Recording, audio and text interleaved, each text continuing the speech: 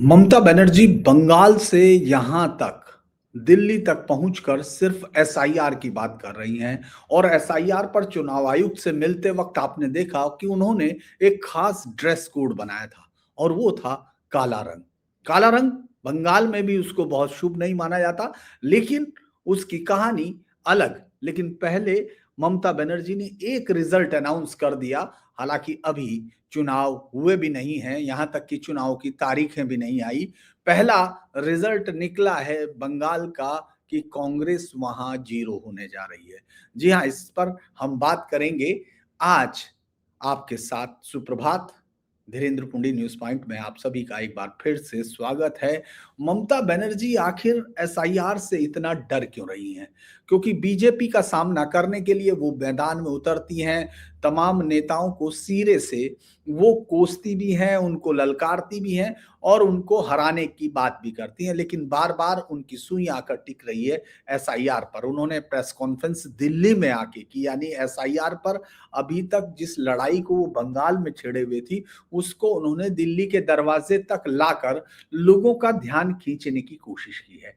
वो कोशिश कर रही हैं कि किसी भी तरह से एसआईआर का मसला सुप्रीम कोर्ट हो या चुनाव आयुक्त हो या फिर वो राज्य की जनता के अंदर अपने आप को विक्टिम कार्ड दिखाकर उस एसआईआर की प्रक्रिया को निष्प्रभावी कर दिया जाए।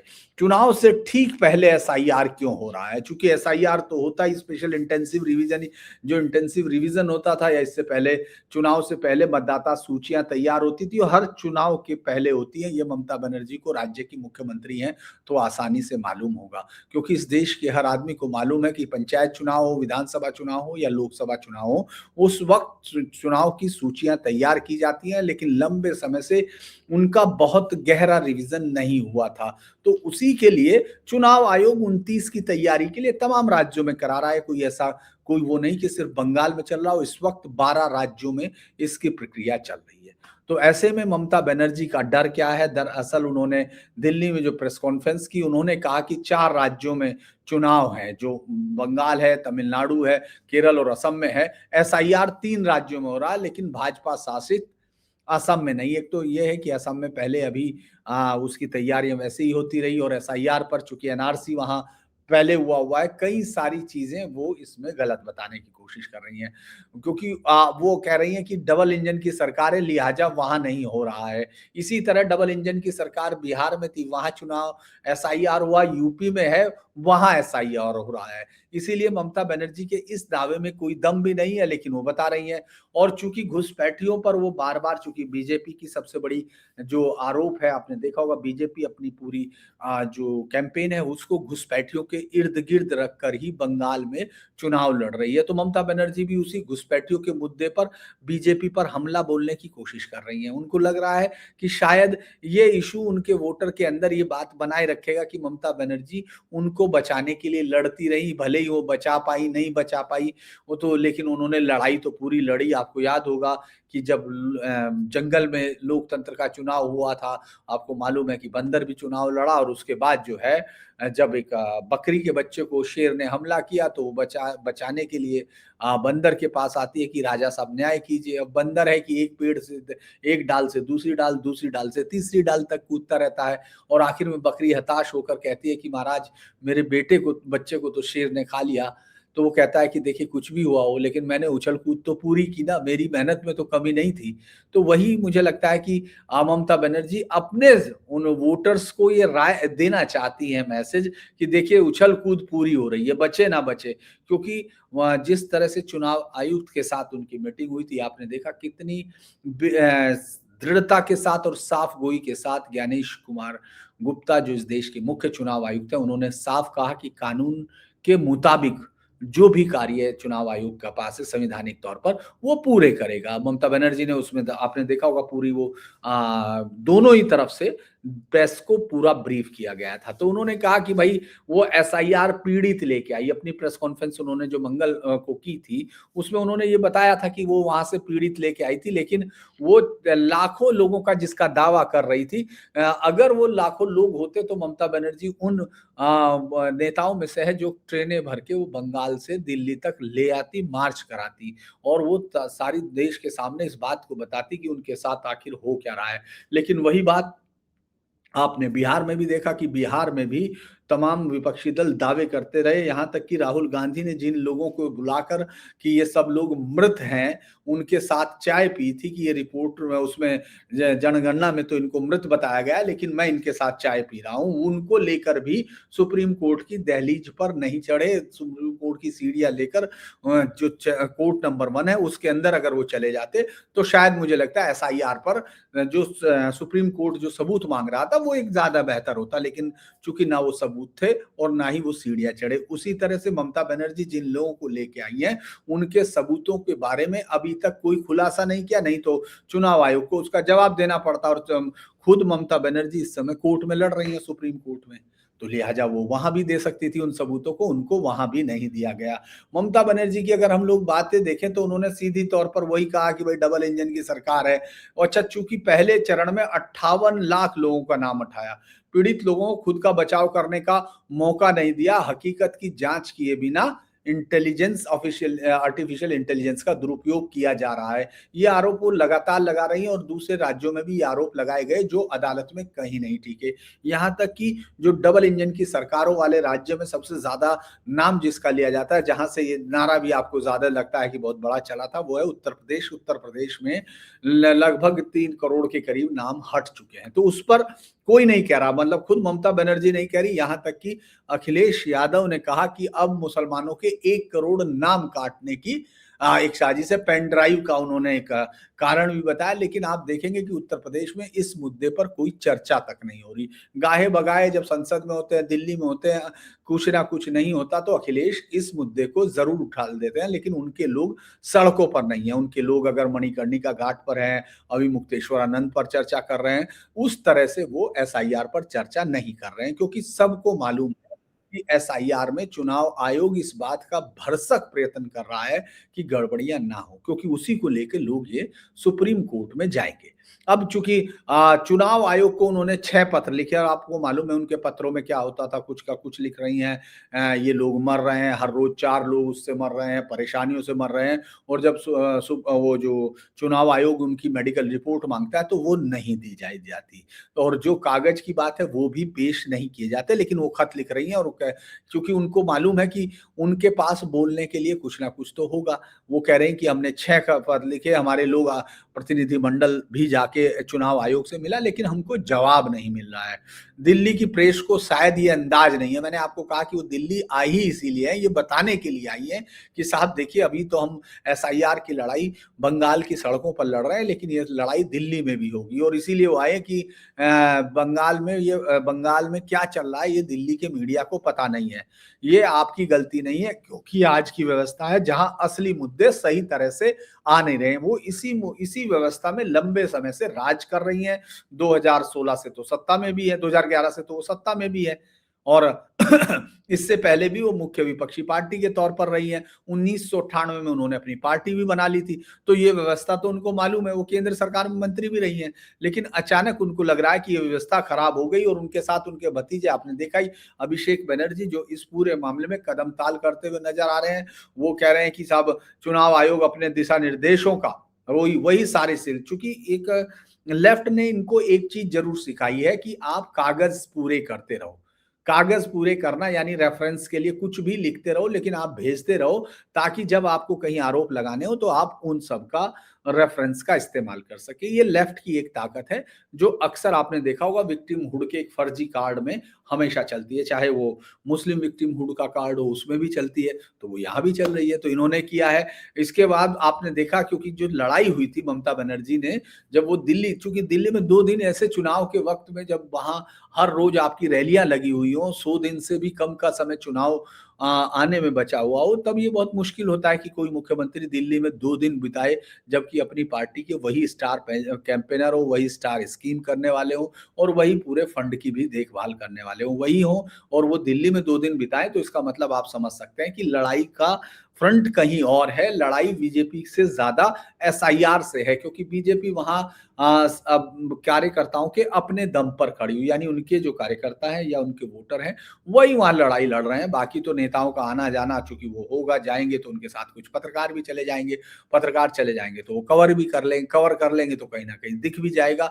लेकिन ग्राउंड पर वहाँ 1-2 बड़े नेताओं के अलावा आपको ठीक से बीजेपी लड़ते हुए नहीं दिखती है, क्योंकि उनके वोटर्स पूरी जान की परवाह किए बिना इस बार भी वोट डालेंगे, ये तो है, ये लोकसभा में भी बता चुके।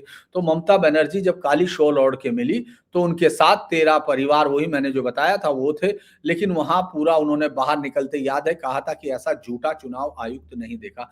क्योंकि ये चुनाव आयुक्त कम से कम धमकियों से नहीं डरता है। ये चुनाव आयुक्त कम से कम कश्मीर के उस समय डेस्क पर थे, कश्मीर डेस्क पर जब 370 हटाई जा रही थी। तो इसीलिए उनको मालूम है कि किस तरह के प्रेशर आ सकते हैं। ये तो एक राजनीतिक प्रेशर है। कश्मीर में तो आपने देखा हर तरह का प्रेशर काम कर रहा था, क्योंकि वो इतिहास में दर्ज होने वाला मोमेंट था। वहाँ भी आपने कभी झुकते हुए नहीं देखा ज्ञानेश कुमार, और उन्होंने कहा था कि साहब वो जो है ममता बनर्जी ने बहुत बार कहा कि मैं बहुत दुखी हूँ, मैं लंबे समय से दिल्ली की राजनीति में सक्रिय हूँ, मैंने आज तक ऐसा अहंकारी और झूठा वो नहीं देखा। वो इस तरह बात करते हैं जैसे वो जमींदार हो और हम घर के नौकर हों। उन्होंने मेरा अपमान किया है, मतलब हमारा अपमान किया, हमें शर्मिंदा किया। हमने कहा कि आपके पास भाजपा की ताकत है, हमारे पास जनता की ताकत है। हमने बायकॉट कर दिया और चुनाव आयोग भाजपा के दलाल की तरह काम कर रहा है। वो कह रही हैं कि भई इस देश में पूरा चुनाव में एसआईआर से कोई नहीं लड़ा, बस उनकी पार्टी लड़ रही और वो लड़ रही। ये अलग बात है कि आरजेडी वहाँ लड़ रही थी, बिहार में लड़ रही थी, आप अलग-अलग जगह पर अलग-अलग पार्टी को देखेंगे और वो वही बात करता है। तो जबकि सीईसी ने उस मुलाकात में पूरा कहा था कि जब उनसे पहुँचे थे तो उन्होंने कहा था जो भी कानून अपने हाथ में लेगा, उसके खिलाफ सख्त से सख्त कार्रवाई होगी। यानी चुनाव आयोग अपनी तरफ से किसी भी तरह की कोई कमी छोड़ने वाले नहीं थे। तो वो लोग, बल्कि यहाँ तक के आरोप, जो जिस तरह के बच्चे आरोप लगाते हैं उस तरह के आरोप आपने देखे होंगे कि भाई मेरे बंगाल भवन के खिलाफ, मतलब जो हेली रोड पे जो बंगला भवन है और उधर चाणक्यपुरी, दोनों बंग भवनों के बाहर दिल्ली पुलिस की भारी तैनाती है, चूंकि बंगाल के लोगों को डराया जा रहा है। इस तरह की बातों को लोग भी इन बातों पर कान नहीं देते, लेकिन हाँ, बंगाल में शायद टीएमसी के समर्थकों के लिए ये बात अमृत वर्षा हो कि हाँ, उनकी नेता को पीछे से किया जाता है, जबकि ये पुलिस का प्रोटोकॉल है। अगर किसी मुख्यमंत्री को जेड वो मिला हुआ है, तो मुझे लगता है कि जेड होने पर सुरक्षा व्यवस्था इसी तरह से हर एक मुख्यमंत्री के लिए की जाती है जिसको जेड सुरक्षा प्राप्त हो। तो वो, और ये बात वहाँ के दिल्ली के वो अधिकारी पुलिस बता भी चुके हैं। और इसके अलावा जो 68 लाख लोग जिनका वो बार-बार नाम कट रही हैं, चूँकि ड्राफ्ट रोल से पहले के बाद कुल 7 करोड़ 8 लाख मतदाता मिले हैं, पहले 7 करोड़ 66 लाख मतदाता थे। तो इस तरह से वो जो लोग कटे उनमें से 24 लाख 16 हजार तो, लगभग 17 हजार तो मरे हुए थे, शिफ्टेड हुए, 19 लाख, लगभग 20 लाख उसको कहिए शिफ्टेड है, और 12 लाख 20 हजार लापता है। तो वो लापता तो 20 लाख में से कम 12 लाख में से 12 हजार दिख जाते, 1200 तो दिख जाते, 12 भी लोग नहीं मिल रहे हैं जो लापता है। डुप्लीकेट या फर्जी 1,38,000 का, उसके लिए वो सुनवाई है, कोई पूछ नहीं रहा, और कुछ कारण है जिनकी 57,000 है। तो ये चूंकि सुनवाई चल रही है, लेकिन ममता बनर्जी उस सुनवाई में दिल्ली में आके क्यों भेज रहे हैं?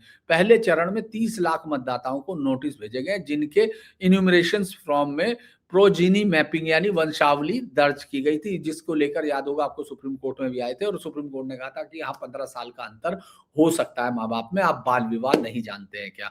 वो हालांकि तमाम लोगों के लिए बड़ा आश्चर्य हो सकता है, लेकिन चूंकि सुप्रीम कोर्ट हर एक चीज को अपने ध्यान में लाता है, तो शायद इसीलिए उन्होंने कहा होगा। और ये प्रोसेस मैंने आपको बताया था कि 12 राज्यों में चल रही है, लेकिन सबसे ज्यादा ममता बनर्जी को ही दिक्कत है, क्योंकि ममता बनर्जी जानती है कि एसआईआर में सबसे ज्यादा अगर कहीं फर्जी वोटिंग का, घुसपैठियों का और उन सब का इस चुनावी प्रक्रिया में इस्तेमाल हो रहा था, तो बंगाल वो राज्य है जहां बांग्लादेश से सीमा से जुड़े हुए कई राज्यों में डेमोग्राफी पूरी बदल चुकी, और इस डेमोग्राफी, बदली हुई डेमोग्राफी का इस्तेमाल राज्य में मतदाता सूची के बाद जो चुनाव होता है उसका उनका इस्तेमाल यानी जो वोटर्स हैं, जो घुसपैठी हैं, उनको एक एसेट के तौर पर इस्तेमाल करने में बंगाल में महारत हासिल कर चुकी है टीएमसी पार्टी। इसीलिए ममता बनर्जी का डर वही है और ये डर काफ़ी बढ़ता जा रहा है। मैं फिर कह रहा हूँ कि बीजेपी की लीडरशिप की वजह से ये डर मुझे कम दिखता है। ये डर एसआईआर में उनके उन वोटर्स के हट जाने से, जब जेन्युइन वोटर्स वहाँ चुनाव में पहुँचेगा तो ममता बनर्जी का डर उसकी वजह से है।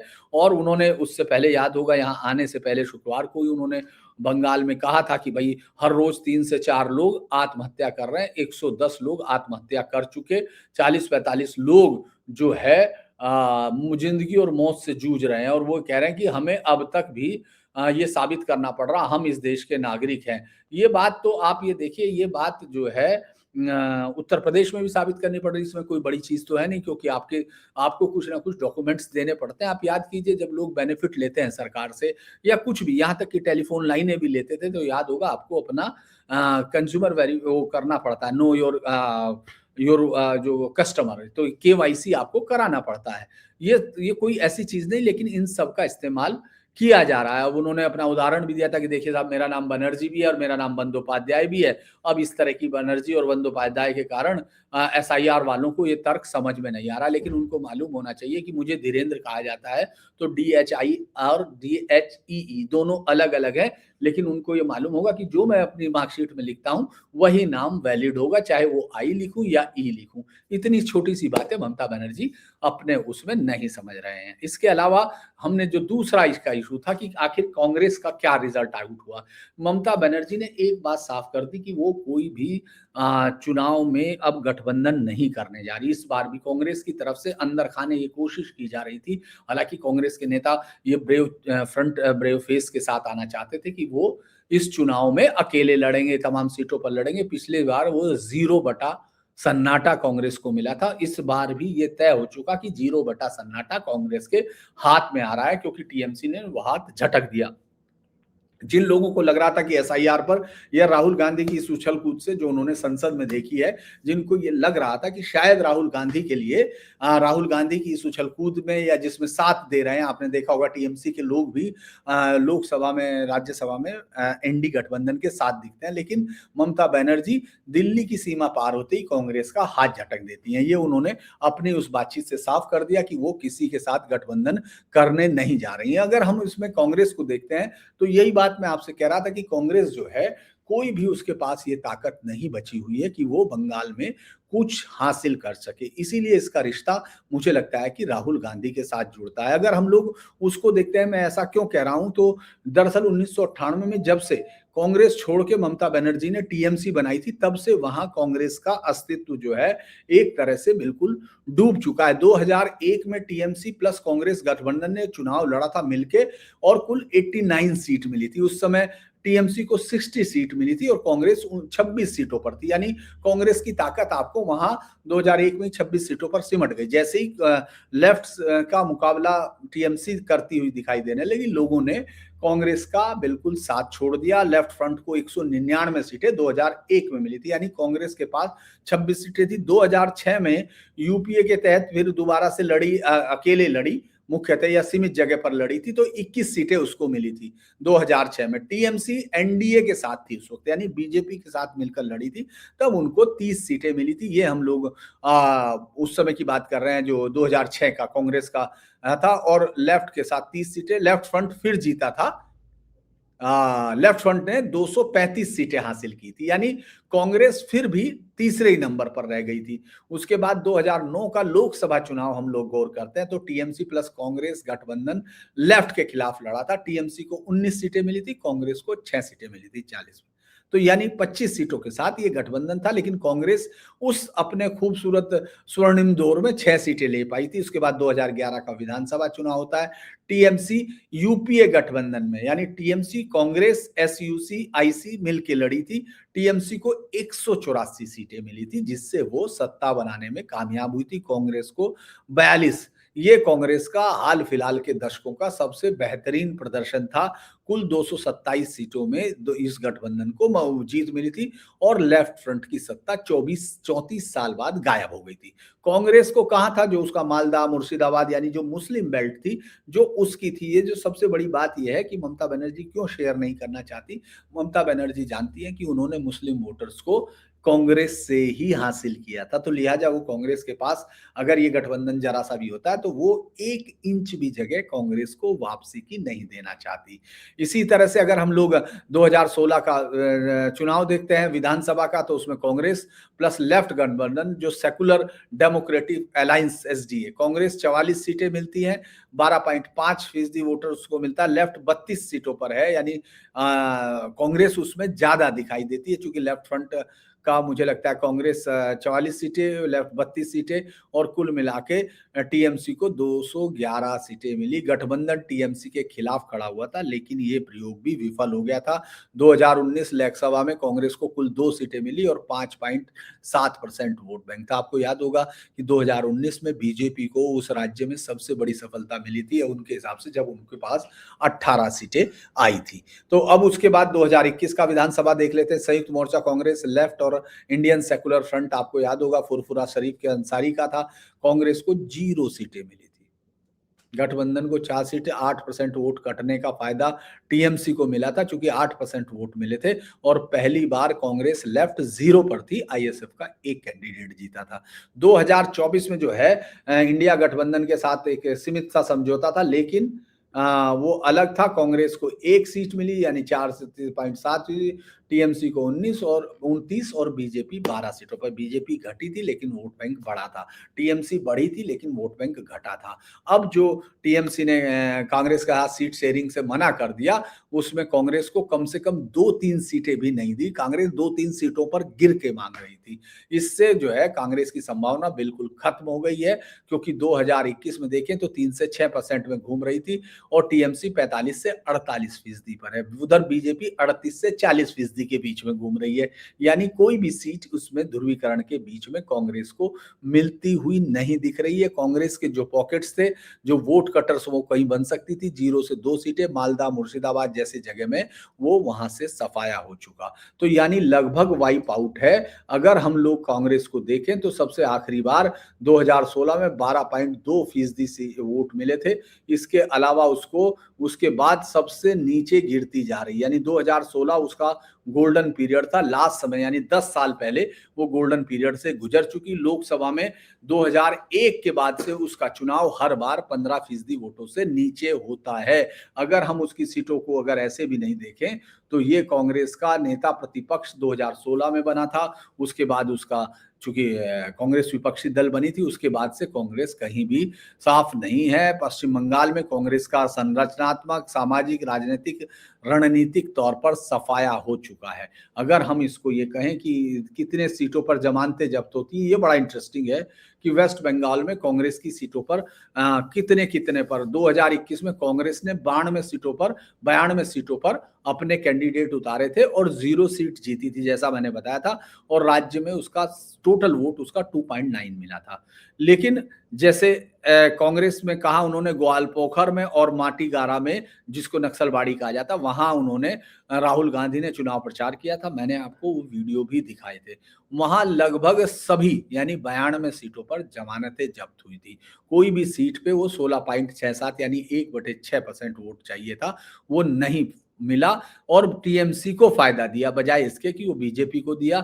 उसी तरह से 2016 में जो कांग्रेस ने सीटें लड़ी थी, वो 92 सीटें लड़ी थी, 44 जीती थी और जो 44 थी इसीलिए उन्हीं पे जमानत बची, बाकी 48 में ज्यादातर पे जमानतें जब्त हो चुकी थी।